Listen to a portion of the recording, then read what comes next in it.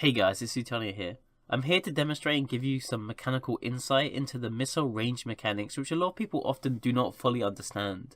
So to point out the obvious, a missile's maximum range is calculated by multiplying the velocity by the flight time of the missile, and this is the value that's shown in game when you hover over the tooltip, or you look in game or look in EFT. This is the range that is calculated that it will display. Which is pretty simple, right? However, there is one very important aspect of this, in that missiles can only ever travel a whole number of seconds. For example, a missile cannot travel 2.5 seconds. So a missile of 2.5 seconds will never actually travel 2.5 seconds. It can only ever travel 2 or 3 seconds. The way the game calculates any missile which has a non-whole number of seconds is that it converts that into a percentage chance to travel longer to the next second. Otherwise, it will travel to the lower value.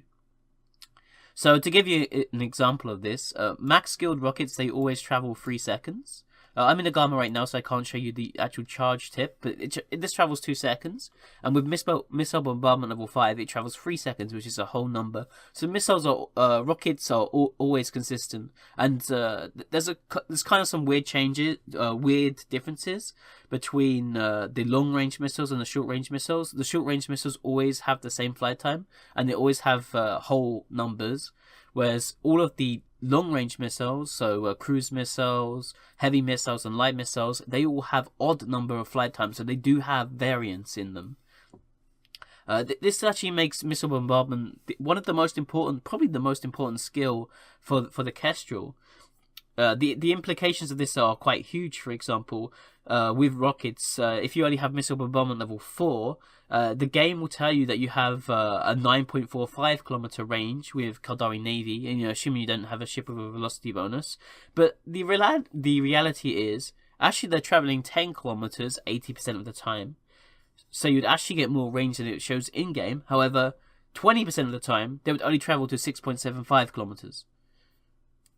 So, if you were fighting in this band between 6.3 kilometers and 10 kilometers, which you probably should be as a rocket ship, you'd actually be losing 20% of your DPS if you did not have missile bombardment level 5.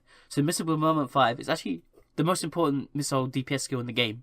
It's kind of weird to understand that, and I have only recently myself learned to emphasize how important missile bombardment 5 is.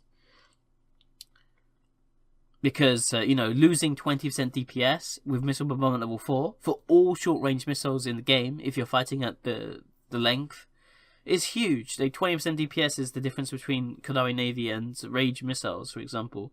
So missile bombardment 5 is actually a lot more important than people expect. Now, I really want to demonstrate this mechanic to you the best way I can. So right now I'm flying a Mordus Legion ship. As I mentioned, max skilled rockets have a max flight time of 3 seconds. However, since the Gamma on all Mordus ships have a flight time penalty of 50%, this has reduced my flight time to 1.5 seconds. Now, what is going to happen here? Now, the game says I have a 17 kilometer flight time, but it's actually lying to me right now. What's actually going to happen is that my missiles are going to travel 10 kilometers. Oh, they're going to travel 12 kilometers, sorry. 50% of the time. And they're going to travel 24 kilometers the other 50% of the time. And I can easily demonstrate this to you with this can right here. Half my missiles are not even going to hit this. I don't actually have effects on, but you can see from the damage notifications, that one here. But a lot of them are timing out. You can see here, I've already fired 5 missiles. I've only got 2 damage notifications. And this is super, super important. I see this as a mistake on a lot of fittings. A lot of people fit missile velocity rigs over flight time rigs in a lot of circumstances where flight time rigs are going to give the same range, but they're going to give it much more consistent DPS output. It does make sense to fit velocity rigs, because obviously if your missiles travel faster, they arrive on target faster, so therefore they don't have as much as a delay. And there are a few other mechanical things. I guess it makes them harder to firewall and shit like that, although it's not super relevant. But as you can see, half my DPS doesn't even exist on this. So now I'm going to actually stop shooting this, and I'm actually going to dock. We can check the logs in a second. I'm going to dock up with this Gamma, and I'm going to bring out the exact same Gamma, except it's going to have a Tech 2 flight time rig instead of this Tech 2 bay thruster. It's going to have a Tech 1 flight time rig instead of this Tech 1 bay thruster. And I've actually seen a Gamma fit like this with the incorrect rigs, and instead of doing 160 DPS, this Gamma's doing 80 DPS. It's huge. And it's a mistake I see a lot on a lot of doctrine ships too. It's very common to see like ships like towers like only have like velocity rigs. I'll get more into light missiles when I show you a spreadsheet that I put together. It doesn't look too good, but it's got all the relevant stats in it. And now we're going to swap over to this Inferno, this other Gamma, and it's the exact same fit. Except I have a Tech 1 fuel cache partition and a Tech 2 and Tech 1 fuel partition. The reason for this is that it's going to bring my missiles out to a 2-second flight time. This is a 2.03 second flight time, so it's pretty close to 2 seconds. What that implies basically is that they're actually always going to go to almost the full range that it says on my tooltip. There's like a 0.3 second chance that it will go further, 50% further, because it will last 3 seconds instead of 3 seconds instead of 2 seconds, 3% of the time. But that's irrelevant, and I'm not going to count that. There's also a lot of implications with missiles. Like flight time implants are actually pretty shit. Because, like, if you put a 5% flight time implant into your ship, it's not actually increasing your missile range by 5%. It's giving you, like, a bonus chance to have an extra 1 second flight time. 5% of the time. I mean, it's not... that's not completely accurate. Like, for example, if it was in rockets, it would go from... If you had a 5% flight time implant, it would take your rockets from 3 to 3.15 second flight time. So, essentially, that 5% rocket the 5% flight time implant is actually just is not actually increasing your range by 5%. It's increasing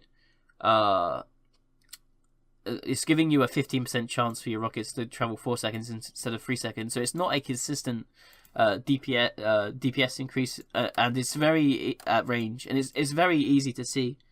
Anyway, as you can see, the missile damage output is much more consistent now. It's much more consistent from before. You can actually see it right now. It's the exact same Gamma fit, but we're doing consistent DPS all the time. So it's super like noticeable in this case. I just wanted to use this specific Gamma just to demonstrate this, because the Gamma's actually got the highest variance. So this is a really quick spreadsheet that I put together with all the base flight times of every missile missile type in the game, for subcapitals at least. And one thing that's really interesting, like as I mentioned, is that all the close range rockets actually have flat second flight time, so you don't have to worry about the variance. They will always shoot to what they say in game on the tooltip, assuming you have missile bombardment level 5. There's also another thing here with the velocity bonus, and then I've also put together another chart with more just Legion Angel bonuses. And one thing that's actually quite amusing is that only heavy assault missiles are actually going to go to the exact range that it says on the tooltip. There's also interesting implications for flight time here as well. Fitting flight time implants or rigs is probably not a good idea on close range missile ships, because you're going to create a variance, and you always want to have I think sustained efficient DPS. So let's look at some light missiles. Getting the most out of light missiles is super important, especially for rapid light ships, where you need to get the full value of the clip, and you really need to get that overpowered damage in every last drop of it. So if we just look at Qadari Navy light missiles, they actually have a base flight time of 7.5 seconds. What that means is that 50% of the time they're going to travel 7 seconds, and the other 50% of the time they're going to travel 8 seconds. So what's the implication for that on the range? So I have two tables here. This spreadsheet doesn't look very good, but it's fine. It's got all the data it needs in it. The light missiles with max skills, they're either going to travel 39.38 kilometers, or they're going to travel 45 kilometers, and they have a variance of 5.63 kilometers. So if you're fighting in a rapid light ship, in game, it will actually display your range as being like 42 kilometers or something like that. I think it's like 42.6 or something in game, but actually you never want to be further than 39.38 kilometers in a rapid light ship. It would be very easy to maybe assume that you could just stay at 40 kilometers and you'd actually lose half your damage at that range. I've also put in the velocity bonus thing here. I also have a few other things in the spreadsheet about Cerberus bonus and Stealth Bomber bonus, because they have a bonus to flight time, which can cause further implications for some missiles. It's in the actual spreadsheet. I'm not going to show you on this screenshot. I can't actually open the spreadsheet in game because of the browser, the in-game browser being really outdated. It can't handle a spreadsheet. So this is the velocity bonus. This is any ship that gets the standard, 50% bonus to missile velocity or 10% bonus to velocity per level. There are a lot of ships that get this bonus. So this is basically just this value multiplied by 1.5, obviously. So if you were flying a Caracal, a rapid light Caracal, it will say in game that you have a range of 63 kilometers. In reality, you never want to be further than 59, because there is a 50% chance that it will travel 67 or 59% instead of always going 63.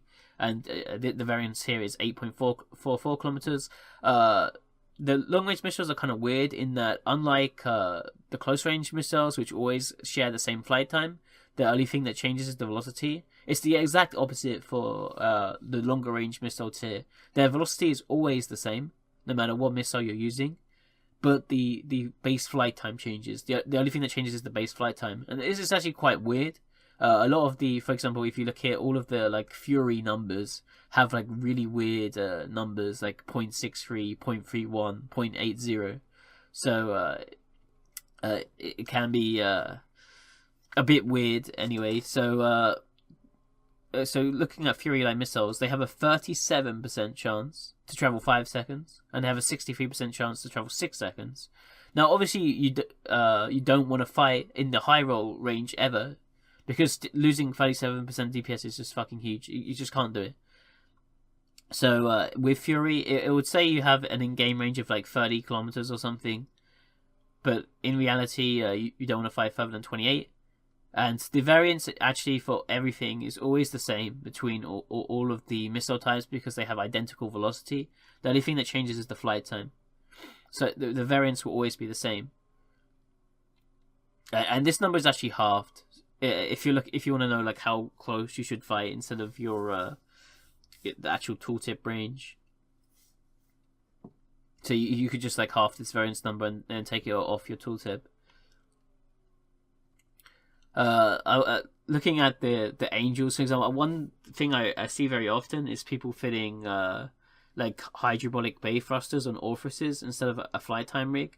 I'm not sure if that's a mistake or not. Looking at this thing, because like you're losing 25% of your DPS if you in an orifice, especially because of the triple velocity bonus and the fact that it has half the flight time. You can see here that a light missile orifice is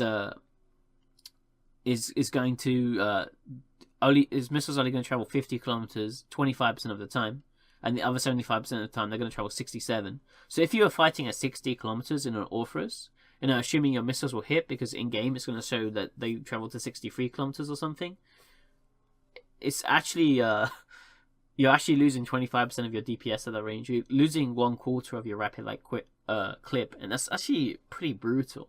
Like, that's huge. Precisions actually have like exactly half the flight time of the Qadari Navy missile.